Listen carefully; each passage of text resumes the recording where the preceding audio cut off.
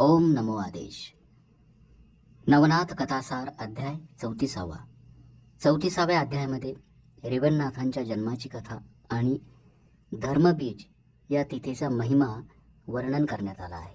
मनोभावे यथाशक्ती धर्मबीजेचं व्रत करावं, नवनाथांची सेवा करावी. गोरक्षनाथांचं वचन आहे की असं केल्यानं आपल्या सर्व मनोकामना पूर्ण होतील.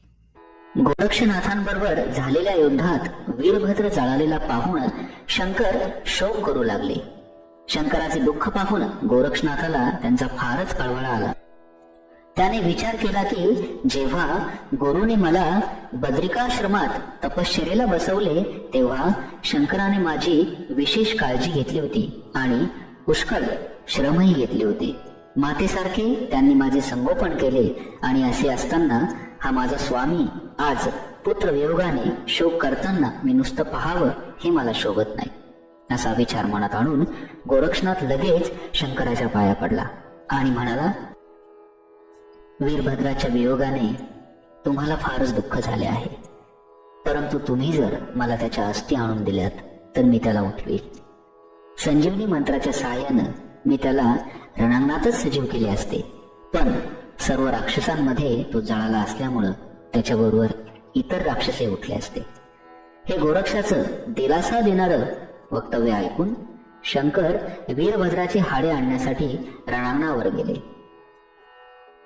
जी हाडं शिवनामाचे स्मरण करतील ती वीरभद्राची हाडे हे ओळखून गोरक्षनाथाजवळ आणली आणि मग गोरक्षनाथानं संजीवनी मंत्र जपून वीरभद्रावर भस्म टाकताच वीरभद्र उठून धनुष्यबाणाची चौकशी करू लागला आणि म्हणू लागला, आता सर्व राक्षसांचा संहार करून शेवटी त्या गोरक्षनाथासही यमसदनाला पाठवल्याशिवाय राहणार नाही. तेव्हा शंकरानं त्याला संपूर्ण हकीकत सांगितली आणि त्याची व गोरक्षनाथांची मैत्री करून दिली. तेवढ्यात वायुचक्रात भ्रमत असलेले 72,84,00,000 शिवगण तेथे आले आणि गोरक्षनाथांच्या पाया पडून कैलासाला परत गेले. मग गोरक्षनाथही मच्छिंद्रनाथांचा देह घेऊन शिवालयात आला. इकडे त्रिविक्रम राजा राजविलासात गुंग झाला होता. एके दिवशी तो नित्य नेमाने शंकराच्या दर्शनासाठी देवळात गेला असता गोरक्षनाथ मच्छिंद्रनाथांच्या शरीराचे तुकडे जुळत बसलेला त्याला दिसला. तेव्हा राजा त्याला अत्यंत प्रेमाने भेटला आणि मग राजाने विचारपूस केल्यावर गोरक्षनाथाने त्याला घडलेला सर्व वृत्तांत सविस्तरपणे सांगितला. तेव्हा ते ऐकून राजाला खूप हळहळ वाटली. त्याने गोरक्षनाथाला सांगितले, आता तू काही काळजी करू नकोस, काही दिवस असाच धीर धरून राहा. धर्मनाथाला राज्यावर बसवून मग मी येतो. असे आश्वासन देऊन तो राजवाड्यात परत गेला. राजाने लगेच प्रधानाचा विचार घेऊन एका सुमुहूर्तावर धर्मनाथाला राज्याभिषेक केला. त्या समारंभाच्या वेळी याचकांना भरपूर धन देऊन राजा राणीने संतुष्ट केले. पुढे 1 महिन्यानंतर एके दिवशी त्रिविक्रम राजाच्या शरीरातून निघून मच्छिंद्रनाथाने शिवालयात ठेवलेल्या आपल्या देहात प्रवेश केला. इकडे राजवाड्यात राजाला उठवायला नेहमीपेक्षा उशीर झाल्यामुळे राणी महालात गेली व राजाला हलवून ती उठू लागली. तो राजाचे शरीर प्रेतासारखे थंडगार पडलेले पाहून तिने मोठा आकांत केला. तो ऐकून धर्मनाथ, प्रधान वगैरे सर्व मंडळी तेथे जमली. राजाच्या मृत्यूच्या दुःखकारक बातमीने संपूर्ण नगरात एकच हाहाकार माजला. त्रिविक्रम राजा मरण पावल्याची बातमी शिवालयात गोरक्षनाथ यांना देखील लोकांकडून समजली. ती ऐकून त्याने संजीवनी मंत्र जपून अस्थि मांस वगैरे जमवून त्यावर भस्म फेकतो तोच मच्छिंद्रनाथाने आपल्या देहात प्रवेश केला व तो उठून बसला. इकडे राजवाड्यात राजाचे प्रेत स्मशानात नेऊन तेथे सर्व संस्कार करून नगरवासी आपापल्या घरी गेले. रेवती राणीने मात्र दासीतर्फे मच्छिंद्रनाथाचा शोध केला होता. धर्मनाथाला वडिलांच्या वियोगाचे फारच दुःख झाले होते. त्याला अन्न पाणीही गोड लागत नव्हते. जीव नकोसा झाला ते पाहून रेवतीने त्याला एकांतात नेऊन सांगितले, बाळा, तू व्यर्थ शोक का करतोस? तुझा पिता मच्छिंद्रनाथच आहे, तो चिरंजीव आहे. तू आत्ताच देवळात जाऊन त्याला प्रत्यक्ष डोळ्याने पाहून ये. मच्छिंद्रनाथ माझा पिता कसा म्हणून धर्मनाथाने विचारले. तेव्हा रेवती राणीने मच्छिंद्रनाथाच्या परकाया प्रवेशाची संपूर्ण गोष्ट त्याला सांगितली. ती ऐकून धर्मनाथाला आनंद झाला. तो आपल्या लवाजमासह शिवालयात गेला व मच्छिंद्रनाथांच्या पाया पडला. त्यांना पालखीत बसून मोठ्या समारंभाने राजवाड्यात घेऊन आला. तो वर्षभर तेथे राहिला. नंतर मच्छिंद्रनाथ, गोरक्षनाथ, चौरंगीनाथ हे तिघेही तीर्थयात्रेला जायला निघाले. तेव्हा धर्मनाथाला फार वाईट वाटले. शेवटी तोही त्यांच्याबरोबर तीर्थयात्रेत जायला निघाला. ते बघून मच्छिंद्रनाथाने त्यांची समजूत काढली आणि म्हणाला, मी 12 वर्षांनी परत येईल, तेव्हा गोरक्षनाथाकडून तुला दीक्षा देईन व माझ्याबरोबर नेईन. आता तू मातेची सेवा करून आनंदाने राजवैभवाचा आनंद घे. आणि मग ते तिघे निघून गेले. ते यात्रा करीत करीत गोदा किनारी धामा नगरात येऊन पोहोचले. तेथे आल्यानंतर गोरक्षनाथास माणिक शेतकऱ्याची आठवण झाली. त्याने शेतकऱ्याची सर्व हकीकत मच्छिंद्रनाथाला सांगितली. मग शेताची जागा लक्षात घेऊन ते तिघेजण माणिक जवळ आले. तेथे जाऊन पाहतात तो काय, तो काष्ठासारखा उभा असलेला माणिक त्यांना दिसला. त्याच्या अंगावर तीळभरही मांस नव्हते, केवळ हाडांचा सांगाडा तेवढा उरला होता. पण तोंडाने मात्र सतत राम मंत्राचा जप चालू होता. त्याचं हे कडक व्रत पाहून गोरक्षनाथाला आश्चर्य वाटले. थोड्या वेळ निरीक्षण करून तो मच्छिंद्रनाथाला म्हणाला, मगाशी मी तुम्हाला त्याची गोष्ट सांगितली, तो माणिक हाच आहे. आणि मग तिघेजण त्याच्या जवळ गेले व त्यांनी त्याला व्रताची सांगता करावयास सांगितली. तेव्हा तो म्हणाला, तुम्हाला त्याची पंचायत कशाला पाहिजे, तुम्ही आपले तुमच्या मार्गाने जा, मला उगाच अडथळा आणू नका. अशा तऱ्हेनं त्यांनी त्या शेतकऱ्याला जे जे विचारले त्याचे तो उलट उत्तर देऊ लागला. ते पाहून गोरक्षनाथाने विचार केला की याला युक्तीनेच ताळ्यावर आणायला पाहिजे. आणि मग आपला विचार त्यांनी गुरुला सांगितला. मच्छिंद्रनाथाने त्याला लगेच संमती दिली. मग गोरक्षनाथ तेथे एकटाच राहिला. मच्छिंद्रनाथ व चौरंगीनाथ जवळच्या झाडाखाली गेले व गोरक्ष आता काय युक्ती लढवतो ते उत्सुकतेने पाहू लागले.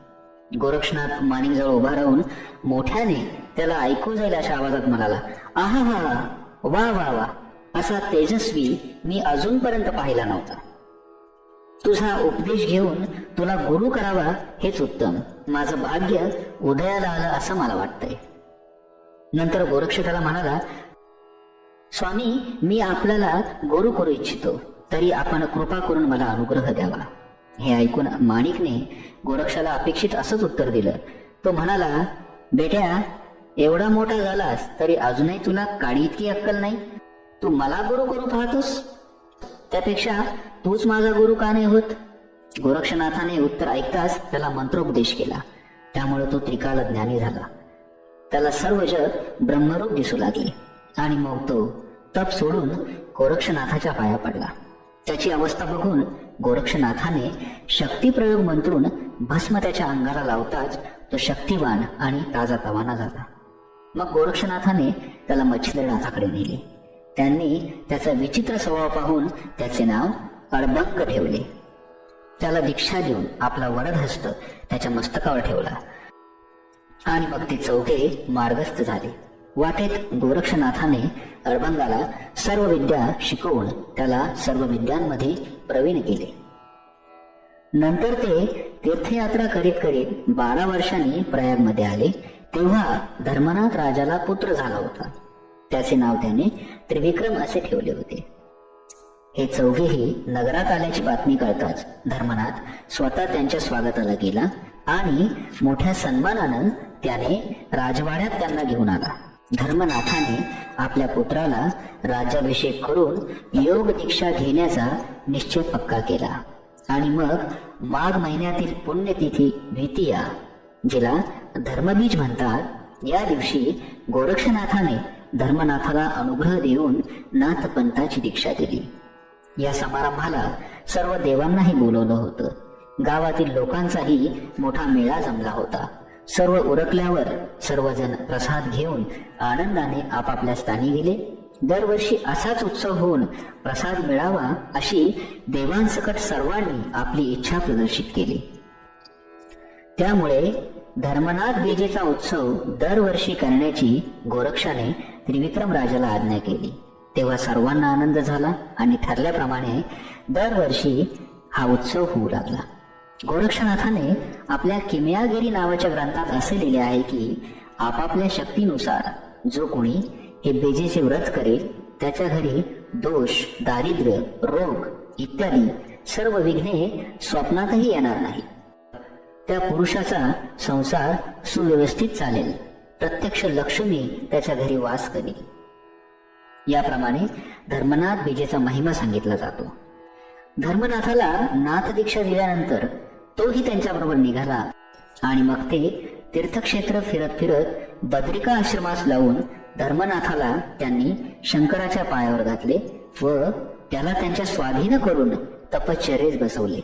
आणि मग 12 वर्षांची मुदत संपताच ते तीर्थ उरकून बद्रिकाश्रमास आले. आणि मग मोठ्या समारंभाने त्यांनी मावंदे केले. मावंद्यासाठी सर्व देवांना बोलावले होते. मावंद्याचा कार्यक्रम झाल्यानंतर सर्व देव वर देऊन स्वस्थानी निघून गेले. गोरक्षनाथ, चौरंगीनाथ, अडबंगनाथ, मच्छिंद्रनाथ आणि धर्मनाथ असे 5ही जण तीर्थयात्रेला गेले. ब्रह्मदेवाच्या वीर्यापासून पूर्वी 88 सहस्र ऋषी उत्पन्न झाले. त्याचवेळी जे थोडेसे रेत पृथ्वीवर रेवा नदीच्या काठावर पडले त्यात चमस नारायणाने संचार केला. त्यामुळे रेवा नदीच्या काठावर पुतळा निर्माण झाला. ते मूल सूर्यासारखे तेजाने तळपत होते. जन्म होताच तो एकसारखा जोर जोरात रडू लागला. त्यावेळी सरुख नावाचा एक कुणबी पाणी आणायला म्हणून नदीवर गेला होता. त्याने ते बाळ रेतीत रडत असलेले पाहिले आणि त्याचं हृदय कळवळलं. त्यानं लगेच त्या मुलाला उचलून घेतलं आणि आपल्या घरी नेलं. घरी गेल्यानंतर नदीवर पुत्र मिळाल्याचे पत्नीला सांगून त्याने ते मूल तिच्या हवाली केलं. तिनं मोठ्या आनंदानं त्याला न्हाऊ माखू घातलं आणि आपल्या पोटच्या मुलांच्या शेजारी निजवलं. तो रेवा नदीच्या काठावर रेतीत सापडला म्हणून त्याचं नाव रेवणनाथ असं ठेवलं. त्याला थोडं थोडं समजू लागताच तो काम करायला बापाबरोबर शेतात जाऊ लागला आणि 12 वर्षाचा असतानाच शेतीच्या कामात अत्यंत हुशार झाला. एके दिवशी रेवणनाथ भल्या पहाटे आपले बैल रानात चरायला नेत होता. तेव्हा छान असं चांदणं पडलेलं होतं. रस्ता अत्यंत साफ दिसत होता. इतक्यात दत्तात्रयाची स्वारी त्याच्या पुढे येऊन उभी राहिली. दत्तात्रयाला गिरनार पर्वतावर जायचं होतं. त्यांच्या पायात खडावा होत्या आणि त्यांनी कौपीन परिधान केली होती. तसेच योग्यासारख्या जटाही वाढवलेल्या होत्या. दाढी मिशा पिंगट वर्णाच्या होत्या. अशा तऱ्हेनं दत्तात्रयाची आणि रेवणनाथाची गाठ पडली. त्याला पाहताच रेवणनाथास पूर्ण ज्ञान होऊन पूर्वजन्माची आठवण झाली आणि मग त्याला त्याच्या सध्याच्या परिस्थितीची रुखरुख लागली. तसेच आता आपल्याला कोणीही ओळखत नाही, आपण अज्ञानात पडलो या जाणीवेने त्याला फार वाईट वाटले. मग दत्तात्रयाने त्याची चौकशी केली तेव्हा तो म्हणाला, तुमच्या देहात 3ही देवांचे अंश आहेत. त्यात सत्वगुणी जो महापुरुष तो म्हणजे मी आहे. मला येथे फार कष्ट करावे लागत आहे. तेव्हा आता कृपा करून मला सनात करावे. अशी विनवणी करून तो दत्तात्रयांच्या पाया पडला. त्याचा दृढ निश्चय पाहून दत्तात्रयाने आपला वरदहस्त त्याच्या मस्तकावर ठेवला. 9 नारायणांच्या अवतारापैकीच हा एक आहे हे दत्तात्रयाला माहीत होतं. आता दत्तात्रयाने त्याला तेव्हाच अनुग्रह का दिला नाही अशी शंका येते. पण त्याचं कारण असं की भक्ती मार्गाकडे मन वळल्याशिवाय अनुग्रह देऊन काही उपयोग होत नाही. म्हणून भक्तीकडे प्रवृत्ती झाली म्हणजे ज्ञान आणि वैराग्य सहज साध्य होतं. असा मनात विचार आणून दत्तात्रयाने तेव्हा त्याला फक्त एका सिद्धीची कला सांगितली आणि रेवणनाथास खूप समाधान वाटले. तो त्यांच्या पाया पडून आनंद पावल्यानंतर दत्तात्रय निघून गेले. एक सिद्धी प्राप्त झाली एवढ्यावरच त्याने समाधान मानल्याने तो पूर्ण मुक्त झाला नाही. या ठिकाणी 34वा अध्याय समाप्त झाला. श्री स्वामी समर्थ. ओम श्री चैतन्य गोरक्षाय नमः.